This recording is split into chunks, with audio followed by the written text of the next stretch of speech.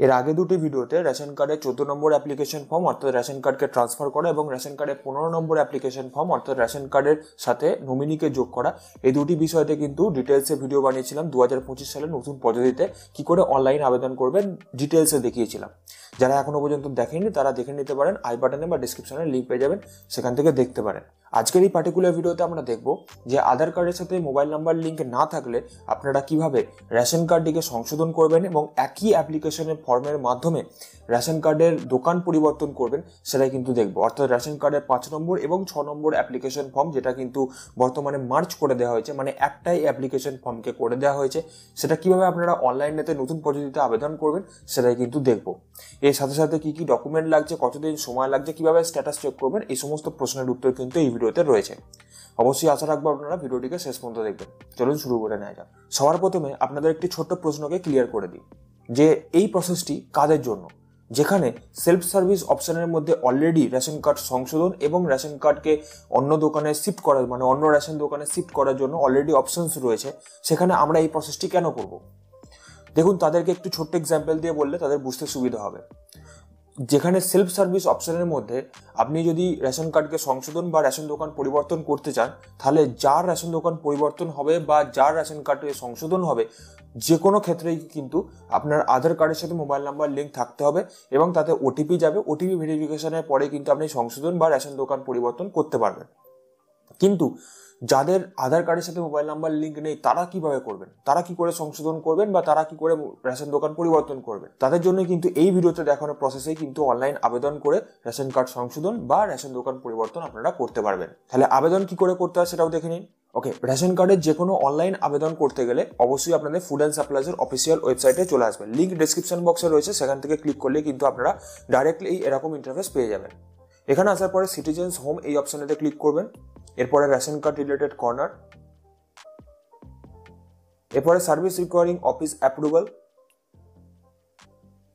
এরপরে apply online এই অপশনেতে click করবেন। ক্লিক করলেই আপনার বেনিফিশিয়ারি লগ ইন পেজটা কিন্তু ওপেন হয়ে যাবে। আপনারা চাইলে ডাইরেক্ট লিঙ্ক আমি ডিসক্রিপশন বক্সে দিয়ে দেবো, সেখানে ক্লিক করলেই আপনারা ডাইরেক্টলি বেনিফিশিয়ারি লগ ইন পেজটা পেয়ে যাবেন। এবারে এখানে আসার পরে আপনাদের একটি আধার নাম্বার এখানে বসাতে হবে। যার আধার কার্ডের সাথে মোবাইল নাম্বার লিঙ্ক রয়েছে এরকম আধার নাম্বার এখানে বসাতে হবে। তাহলে আপনাদের মনে এটা প্রশ্ন আসতে পারে যে একটু আগে আপনি বললেন যে আধার কার্ডের সাথে মোবাইল নাম্বার লিঙ্ক থাকার প্রয়োজন নেই, তাহলে এখন আবার বলছেন যে আধার কার্ডের নাম্বার বসাতে হবে যার আধার কার্ডের মোবাইল নাম্বার লিঙ্ক আছে, তাহলে এটা কিরকম ব্যাপার? তো তাদের জন্য একটু ডিটেলসে বলে দিই, তাহলে বুঝতে সুবিধা হয়। ধরুন আপনার পরিবারেতে আপনার বাবার রেশন কার্ডটি আপনি সংশোধন করতে চাইছেন, কিন্তু দুর্ভাগ্যবশত আপনার বাবার আধার কার্ডের সাথে মোবাইল নাম্বার লিঙ্ক করা নেই এবং কোনোভাবে করা যাচ্ছে না, কারণ তাদের আঙুলের ছাপ মিলছে না।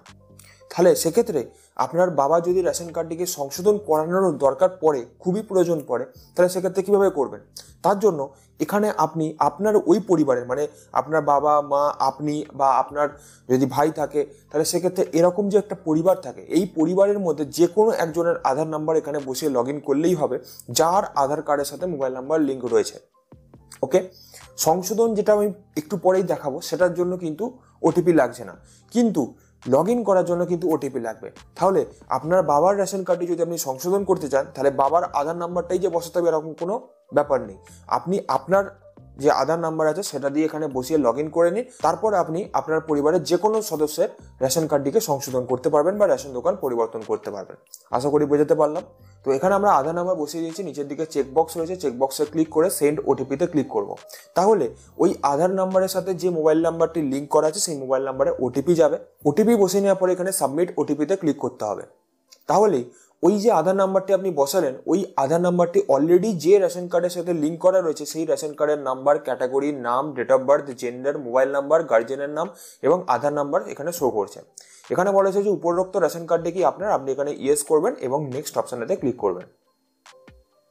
তাহলেই আপনার ফ্যামিলি ড্যাশবোর্ডটা কিন্তু চলে আসবে। এখানে নিচের দিকে ড্রপডাউন রয়েছে, ড্রপডাউনে ক্লিক করলে অ্যাক্টিভ এবং ডিঅ্যাক্টিভ রেশন কার্ডটি এখানে শো করছে। আমরা এখানে এই অ্যাক্টিভ রেশন কার্ডটি কিন্তু সংশোধন করব এবং একই সাথে রেশন দোকান পরিবর্তন করব। তার জন্য আমরা নিচের দিকে চলে যাব। এখানে ফর্ম 5 and 6 এখানে লেখাই রয়েছে যে রেশন কার্ডের নাম, ঠিকানা এগুলি সংশোধন করার জন্য। তো আপনি এখানে ক্লিক হেয়ারে ক্লিক করলেই হবে। এখানে আসার পরে আপনার এখানে আবেদনপত্রটি এন্ট্রি শুরু হলো। এখানে আধার নাম্বার যেটা দিয়ে লগ ইন করেছেন, মোবাইল নাম্বার যেটা অলরেডি আপনার রেশন কার্ডের সাথে লিঙ্ক রয়েছে সেটা এখানে শো করবে। একটু নিচের দিকে বলা হয়েছে যে আপনি কি পরিবর্তন করতে চাইছেন। এখানে বলা হচ্ছে যে বেনিফিশিয়ারি ডিটেলস আপডেট রয়েছে, মানে হচ্ছে আপনার নাম, ডেট অফ বার্থ এগুলিকে বলে বেনিফিশিয়ারি ডিটেলস রয়েছে, এবং অ্যাড্রেস অ্যান্ড এপিএস আপডেট মানে ঠিকানা বা রেশন দোকান পরিবর্তনের জন্য এখানে অপশনস রয়েছে। এবারে যদি আপনি চাইছেন যে শুধুমাত্র আমি সংশোধন করতে চাইছি, আর কোনো আমরা এপিএস দোকান বা রেশন দোকান পরিবর্তন করতে চাইছি না বা অ্যাড্রেস পরিবর্তন করতে চাইছি না, তাহলে সেক্ষেত্রে আপনি ফার্স্ট অপশনটাই সিলেক্ট করবেন। কিন্তু আমি যে প্রসেসটা দেখাবো তার মাধ্যমে কিন্তু আমি দুটি প্রসেসই দেখিয়ে দেবো, আপনাদের যেটা দরকার আপনি সেটা করে নিতে পারবেন।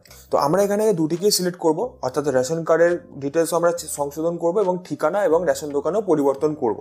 দুটিকেই আমরা এখানে টিক করে নেব। টিক করে নেওয়ার পরে নিচের দিকে বলছে যে আপনি একটি পৌরসভা বা পৌর কর্পোরেশন এলাকায় বসবাস করেন, আমি এখান থেকে সিম্পলি নাইতেই ডিফল্ট থাকবে, আপনি এখানে নাই সিলেক্ট করবেন। যদি আপনার মিউনিসিপ্যালিটি এরিয়া হয় তো আপনি ইয়েস করতে পারেন। ঠিক আছে, আমরা এখান থেকে নো বাই ডিফল্ট সিলেক্ট হয়েই আছে, আমরা নেক্সট অপশানেতে ক্লিক করব। এরপরে এখানে এক্সিস্টিং যে সমস্ত ফ্যামিলি মেম্বার রয়েছে ডিঅ্যাক্টিভ বা অ্যাক্টিভ, তাদের ডিটেলসগুলি এখানে শো করছে। নিচের দিকে নেক্সট অপশানেতে ক্লিক করবেন। এবার একটু নিচের দিকে যে নামটি অলরেডি অ্যাক্টিভ রয়েছে সেই নামের পাশে এডিট অপশন রয়েছে, এবং যে রেশন কার্ডে ডিঅ্যাক্টিভ রয়েছে তার নামের পাশেও কিন্তু এডিট অপশন রয়েছে। সুতরাং আমরা কিন্তু এখানে বন্ধ রেশন কার্ড মানে ডিঅ্যাক্টিভ রেশন কার্ডকেও কিন্তু সংশোধন করতে পারবো, এটা কিন্তু খেয়াল রাখতে হবে। কিন্তু আমরা আজকে ডিঅ্যাক্টিভ রেশন কার্ডকে সংশোধন করে দেখাবো না। যদি আপনারা চান যে ডিঅ্যাক্টিভ রেশন কার্ড মানে বন্ধ রেশন কার্ডকে কি করে আমরা সংশোধন করব এবং তারপরে সেই রেশন কার্ডটিকে চালু করব সেটাও দেখাতে, তাহলে কিন্তু অবশ্যই আমাকে নিচে কমেন্ট বক্সে কমেন্ট করুন।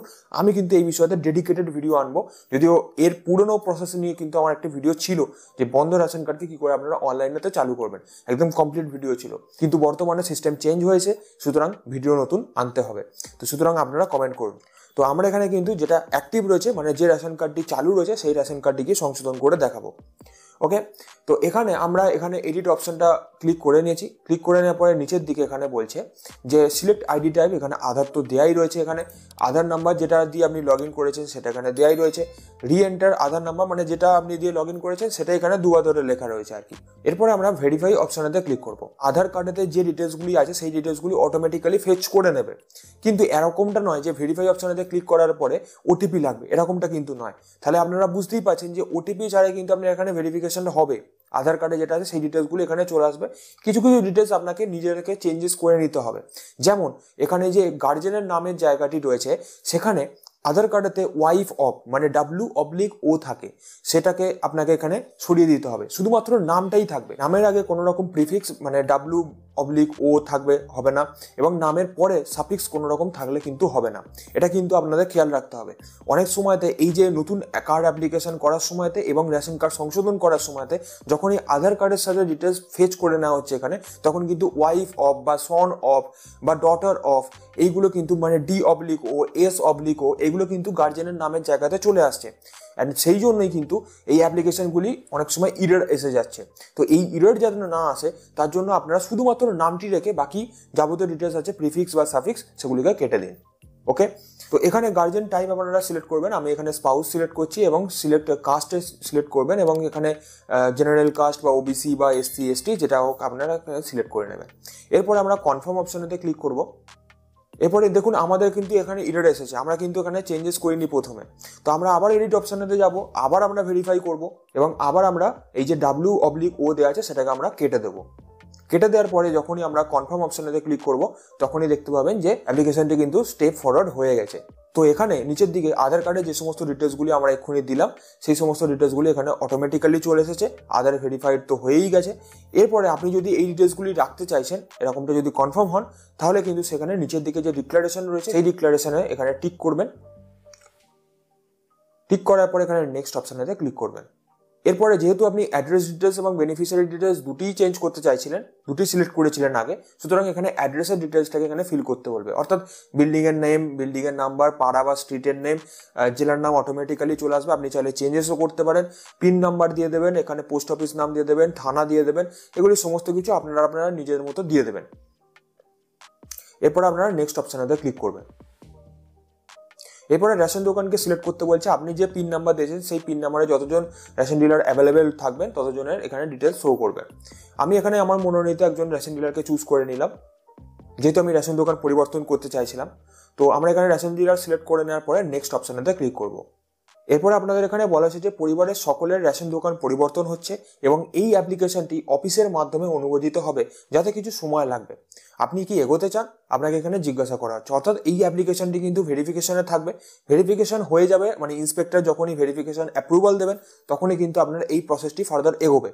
ওকে, তো আপনারা কিন্তু এটা কনফার্ম হয়ে নেবেন যে এটা কিন্তু সেলফ সার্ভিস অপশনের মতো সঙ্গে সঙ্গে ইনস্ট্যান্টলি কিন্তু রেশন কার্ড সংশোধন হবে না বা রেশন কার্ড দোকান পরিবর্তনে হবে না। তো আপনারা কিন্তু এটা অবশ্যই খেয়াল রাখবেন। তো আমি এখানে ইয়েস অপশানেতে ক্লিক করব। এরপরে এখানে ডকুমেন্ট চাইছে। এবার কি কি ডকুমেন্ট এখানে আপলোড করতে হবে সেটা একটু দেখে নিই। প্রথমত, যে রেশন কার্ডে আপনি সংশোধন করতে চাইছেন সেই রেশন কার্ডটিকে এখানে আপলোড তো করতেই হবে, একদম ম্যান্ডেটরি, এখানে আপলোড করতেই হবে। এবারে যে ডকুমেন্টটিকে দিয়ে আপনি রেশন কার্ডটিকে সংশোধন করতে চাইছেন, মানে সাপোর্টিং যে ডকুমেন্টটিকে দেবেন, যেমন ধরুন আধার কার্ড দিতে পারেন, ভোটার কার্ড দিতে পারেন, কি কি ডকুমেন্ট দিতে পারেন একটু দেখে নিই। যেমনটা দেখতে পাচ্ছেন যে Aadhaar card, voter card, passport, postpaid mobile bill, landline phone bill, electricity bill, bank account statement, driving licence, এগুলি সমস্ত কিছু কিন্তু সাপোর্টিং ডকুমেন্ট হিসেবে দিতে পারেন। তো আপনারাই এখান থেকে যে কোনো একটি ডকুমেন্টকে চুজ করবেন as a supporting document. Ration কার্ডটিকে তো দিচ্ছেনই, এর সাথে সাথে আপনি এই ডকুমেন্টগুলির মধ্যে যে কোনো একটি ডকুমেন্টকে আপনি এখানে আপলোড করতে পারেন। ডকুমেন্ট কি করে রেডি করবেন মোবাইল দিয়ে সেটা কিন্তু ভিডিও শেষেতে রয়েছে, আপনারা চাইলে ডিসক্রিপশন বক্সে টাইম স্ট্যাম্প দেওয়া রয়েছে, সেখান থেকে আপনারা দেখে নিতে পারেন। ডকুমেন্টকে রেডি করে নেবেন আগে, ডকুমেন্ট রেডি করে নেওয়ার পরে এখানে আপলোড করতে হবে। এবারে ডকুমেন্ট তো আপনারা রেডি করবেন, এই ডকুমেন্টগুলো এবার কত কেবির মধ্যে কত সাইজ, তো দেখে নিন এখানে লেখাই রয়েছে যে .pdf, .jpg বা .jpeg এই তিনটি ফরম্যাটে কিন্তু আপনারা এখানে ডকুমেন্টটিকে সেভ করতে পারবেন বা ডকুমেন্টকে এখানে আপলোড করতে পারবেন। এবং 300 কেবির নিচে কিন্তু হতে হবে, 299 কেবি পর্যন্ত হলে এখানে কিন্তু আপলোড নেবে, 300 কেবি যেই হয়ে যাবে তখন কিন্তু এখানে আপলোড নেবে না।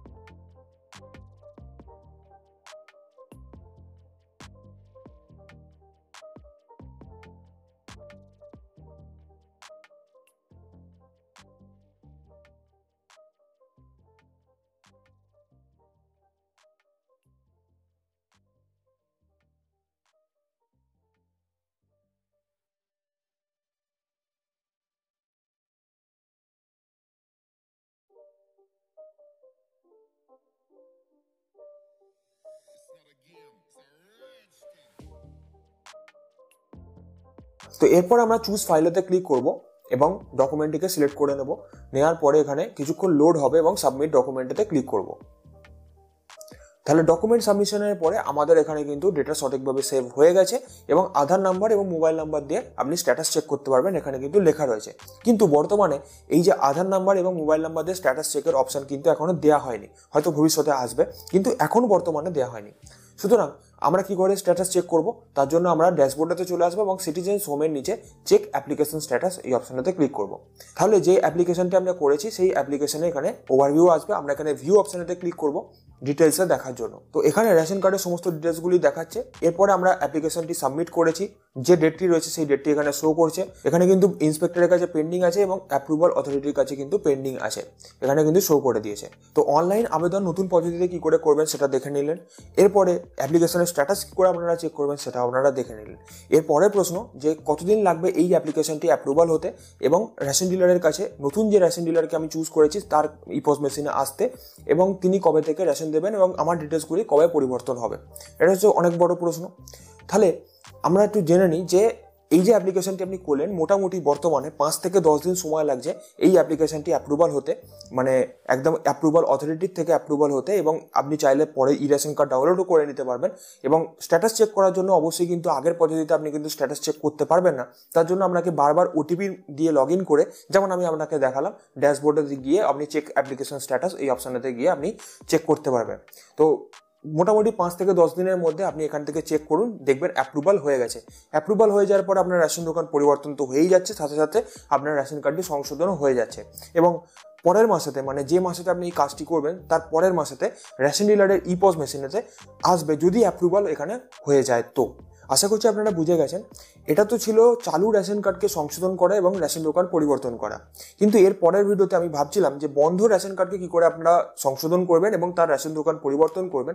যদি রেশন দোকান পরিবর্তন নাও করি, শুধুমাত্র রেশন কার্ড সংশোধন করবেন এবং তাকে ইকিউআইসি করে আবার রেশন কার্ডটিকে চালু করবেন কী করে, সেটা আমরা অনলাইন প্রসেসটাকে দেখাবো। কিন্তু আমাদের হাতে এই মুহূর্তে বন্ধ রেশন কার্ড নেই। সুতরাং যদি আপনাদের কাছে এরকম বন্ধ রেশন কার্ড হয়ে গিয়ে থাকে এবং আপনি দেখতে পাচ্ছেন যে আধার কার্ডের সাথে রেশন কার্ডের নামের মিসম্যাচ রয়েছে, আপনি চাইছেন সংশোধন করতে বা অনলাইনেতে কাজটিকে করে দিতে, তাহলে কিন্তু অবশ্যই আমাদের সাথে কন্ট্যাক্ট করতে পারেন। আমরা কিন্তু আপনার হয়ে এই কাজটিকে করবো এবং আপনার এই যে ডিটেলসগুলি ভিডিও কিন্তু অবশ্যই আমাদের ইউটিউব চ্যানেলেতে আসবে। তাই অবশ্যই যদি আপনাদের কাছে এরকম বন্ধ রেশন কার্ড থাকে এবং আপনি যদি চান আমাদের দিয়ে কাজগুলিকে করাতে এবং আপনার ভিডিও ইউটিউবের চ্যানেলেতে আসুক, তাহলে কিন্তু অবশ্যই আমাদের সাথে যোগাযোগ করতে পারেন। বাকি এই ভিডিওটি কেমন লাগলো অবশ্যই আমাদের লাইক করবেন এবং শেয়ার করে দেবেন ভিডিওটিকে ভালো লাগলে, আর অবশ্যই কমেন্ট করে জানাবেন। তো আজকের মতো এটুকুই, দেখা হচ্ছে next video. Till then, bye by.